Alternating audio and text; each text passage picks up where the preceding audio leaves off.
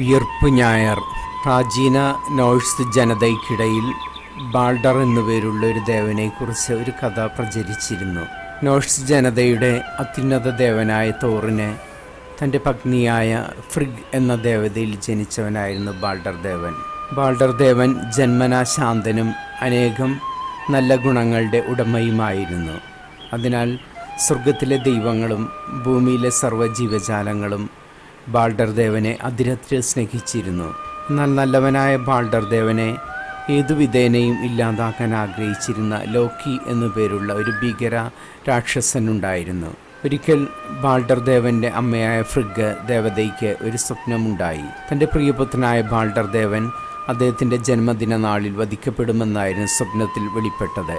അതേ തുടർന്ന് ദുഃഖിതയായ ഫ്രിഗ് ദേവത തൻ്റെ പ്രിയമകന് അത്തരം ഒരാപത്ത് സംഭവിക്കാതിരിക്കുന്നതിനായി ആകാശത്തിലും ഭൂമിയിലും സഞ്ചരിച്ച് സർവ്വജീവജാലങ്ങളെയും സസ്യജാലങ്ങളെ അടക്കം പോയി കണ്ട് അവരിലാരും ഒരു നാളും തൻ്റെ പുത്രനായ ബാൾഡർ ദേവനെ വധിക്കാൻ കൂട്ടുനിൽക്കരുതെന്ന് അപേക്ഷിച്ചു. ദേവതയുടെ അപേക്ഷ ശ്രവിച്ച ജീവജാലങ്ങളെല്ലാം തന്നെ തങ്ങളേറെ സ്നേഹിക്കുന്ന ബാൾഡർ ദേവൻ്റെ വധത്തിന് കൂട്ടുനിൽക്കില്ല എന്ന് ശപഥം ചെയ്തു പറഞ്ഞു. എന്നാൽ ഫ്രിഗ് ദേവത സസ്യജാലങ്ങളെ കണ്ട് ഈ വിധത്തിൽ ശപഥമെടുപ്പിച്ച വേളയിൽ സ്വന്തമായി നിലനിൽപ്പില്ലാതെ മറ്റു വൃക്ഷങ്ങളെ ആശ്രയിച്ച് ജീവസന്ധാരണം നടത്തിയിരുന്ന ഇത്തിൽ കണ്ണിച്ചെടിയെ കാണാതെ പോയി. വിവരമറിഞ്ഞ ലോക്കിയാകട്ടെ ഇത്തിൽ കണ്ണിച്ചെടിയുടെ വേരിൽ നിന്ന് ഒരമ്പുണ്ടാക്കി ബാൾഡർ ദേവൻ സ്വർഗത്തിൽ ദേവന്മാർക്കായി ജന്മദിന വിരുന്ന് നൽകിയ അവസരത്തിൽ അമ്പുമായി ബാൾഡർ ദേവൻ്റെ തന്നെ സഹോദരനായ അന്ധനായ ഖൂറിനെ സമീപിച്ചു.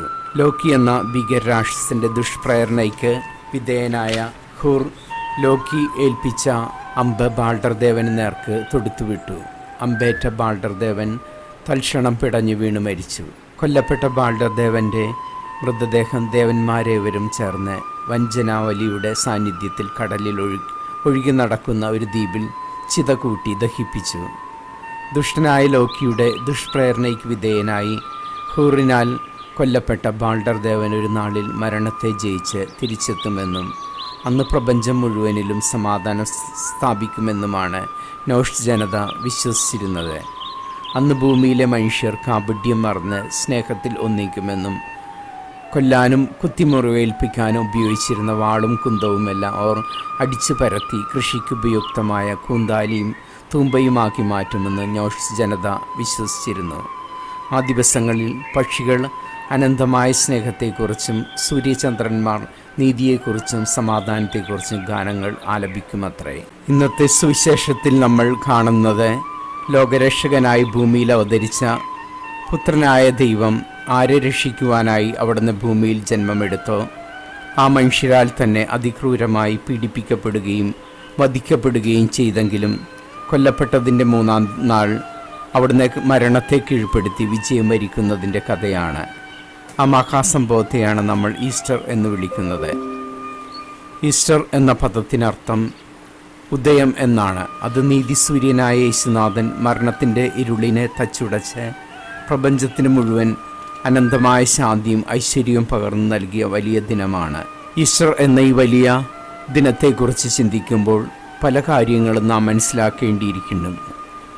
യേശുവിന് മുൻപും യേശുവിന് ശേഷവും അനേകം മതങ്ങൾ ഭൂമിയിൽ ഉയർക്കൊണ്ടിട്ടുണ്ട്. എന്നാൽ ഏതൊരു മതത്തിൻ്റെയും ചരിത്രമെടുത്ത് പരിശോധിക്കുമ്പോൾ സ്വന്തം ശക്തിയാൽ മരണത്തെ കീഴടക്കി ജീവനിലേക്ക് തിരികെ വന്ന യേശു ഒഴികെ മറ്റൊരു മതസ്ഥാപകനെയും ചരിത്രത്തിലെവിടെയും നമുക്ക് കാണാനാവില്ല. ആ ഒരു കാരണം കൊണ്ട് തന്നെ യേശുവിൻ്റെ ഉയർത്തെഴുന്നേൽപ്പ് അഥവാ ഈസ്റ്റർ സംഭവം ലോകചരിത്രത്തിലെ തന്നെ സമാനതയില്ലാത്ത ഒരു മഹാസംഭവമാണ്. സുവിശേഷങ്ങൾ പരിശോധിക്കുമ്പോൾ യേശുവിൻ്റെ ഉയർപ്പ് സംഭവത്തിന് നേരിട്ടുള്ള ദൃക്സാക്ഷികൾ ഉണ്ടായിരുന്നില്ല എന്ന് നമുക്ക് കാണാനാവും. അതിനാൽ ആരംഭകാലം മുതൽക്കേ തന്നെ ഉയർപ്പ് സംഭവത്തിനെതിരെ ശക്തമായ ദുഷ്പ്രചരണങ്ങൾ പ്രചാരത്തിലിരുന്നു.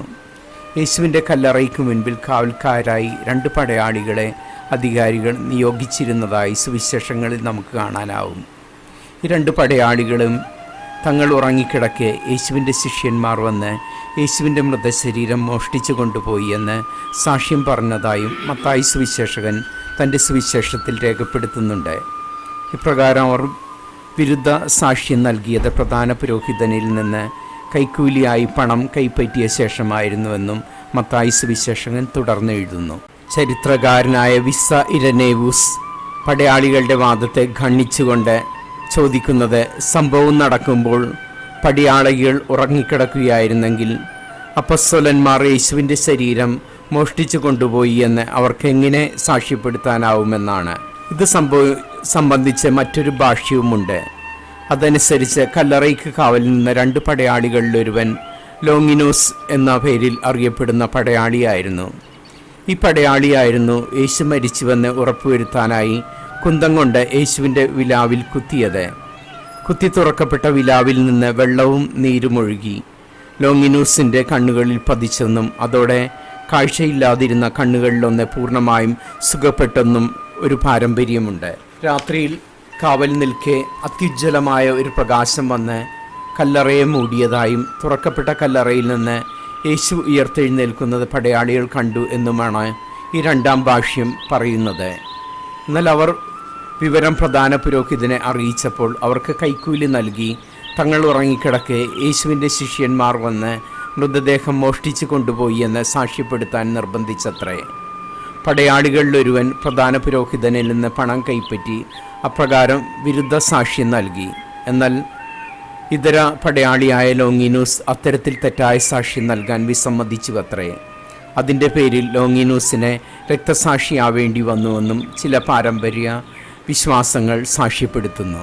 യേശുവിൻ്റെ ഉയർപ്പിന് ദൃക്സാക്ഷികൾ ഇല്ലായിരുന്നെങ്കിലും അവിടുന്ന് മരണത്തെ ജയിച്ച് ഉയർത്തെഴുന്നേറ്റുവെന്ന് താഴെ പറയുന്ന സംഗതികൾ വ്യക്തമായി മനസ്സിലാക്കി തരുന്നു. 1.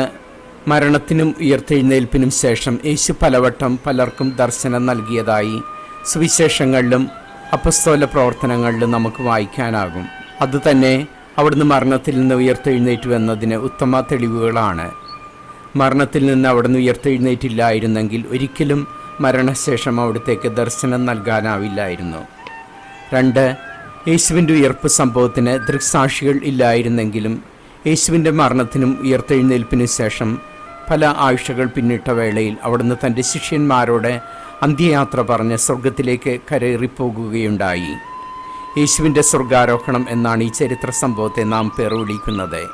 ഈ ഒരു ചരിത്ര സംഭവത്തിന് 500-ലേറെ പേർ സാക്ഷികളായിരുന്നുവെന്നാണ് പിന്നീട് ഇതേക്കുറിച്ച് പൗലോസ് അപ്പോസ്തലൻ സാക്ഷ്യപ്പെടുത്തുന്നത്. യേശു മരിച്ചവരിൽ നിന്ന് ഉയർത്തെഴുന്നേറ്റില്ലായിരുന്നെങ്കിൽ ഒരു കാരണവശാലും അവിടത്തേക്ക് അനേകം പേർ നോക്കി നിൽക്കെ സ്വർഗത്തിലേക്ക് ആരോഹണം ചെയ്യാൻ ആവില്ലായിരുന്നു. 3. യേശു ജീവിച്ചിരിക്കെ ഒരിക്കൽ പോലും അവിടുത്തെ നേരിൽ കാണാൻ കഴിയാതിരുന്ന ഒരു വ്യക്തിയായിരുന്നു സാവൂൾ എന്ന പേരിൽ അറിയപ്പെട്ടിരുന്ന പൗലോസ്. ക്രൈസ്തവ വിശ്വാസത്തോട് ആദ്യകാലങ്ങളിൽ കടുത്ത ശത്രുത മനസ്സിൽ സൂക്ഷിച്ച് അതിനെ ഇല്ലായ്മ ചെയ്യാൻ കഠിന പരിശ്രമം നടത്തിയ ഒരു വ്യക്തി കൂടെ ആയിരുന്നു സാവൂൾ. എന്നാൽ അങ്ങനെയുള്ള സാവൂൾ ക്രൈസ്തവരെ പീഡിപ്പിക്കുക എന്ന ലക്ഷ്യത്തോടെ ഡമാസ്കസിലേക്ക് യാത്ര ചെയ്യുമ്പോൾ യേശു തന്നെ നേരിട്ട് സാവൂളിനെ പ്രത്യക്ഷപ്പെട്ടു. ഈ ഒരു സംഭവമാണ് ശത്രുപക്ഷത്തായിരുന്ന സാവൂളിനെ ക്രൈസ്തവ പക്ഷത്തേക്ക് കൊണ്ടുവന്നതും സഭയുടെ എക്കാലത്തെയും ഏറ്റവും ശക്തനായ വാക്താവാക്കി മാറ്റിയതും. ഡമാസ്കസിലേക്കുള്ള യാത്രാമധ്യേ പൗലോസ് അപ്പോസ്തലനുണ്ടായ ദർശനവും തുടർന്നുണ്ടായ മാനസാന്തരവും യേശുവിൻ്റെ ഉയർത്തെഴുന്നേൽപ്പിന് ഏറ്റവും വലിയ ഉദാഹരണമാണ്. അതിനാലാണ് പൗലോസ് അപ്പോസ്തലൻ തറപ്പിച്ച് പറയുന്നത്, യേശു ഉയർത്തെഴുന്നേറ്റു, അല്ലായിരുന്നെങ്കിൽ നമ്മുടെ വിശ്വാസം വ്യർത്ഥമാകുമായിരുന്നുവെന്ന്. യേശുവിൻ്റെ ഉയർത്തെഴുന്നേൽപ്പ് സംഭവമാണ് നമ്മുടെ വിശ്വാസത്തിൻ്റെ അടിസ്ഥാനമെന്ന് മനസ്സിലാക്കി ആ ഒരു സത്യത്തിൽ അടിയുറച്ച് വിശ്വസിച്ച് നമുക്ക് മുന്നോട്ട് നീങ്ങാം. ദൈവം നമ്മെ അനുഗ്രഹിക്കട്ടെ.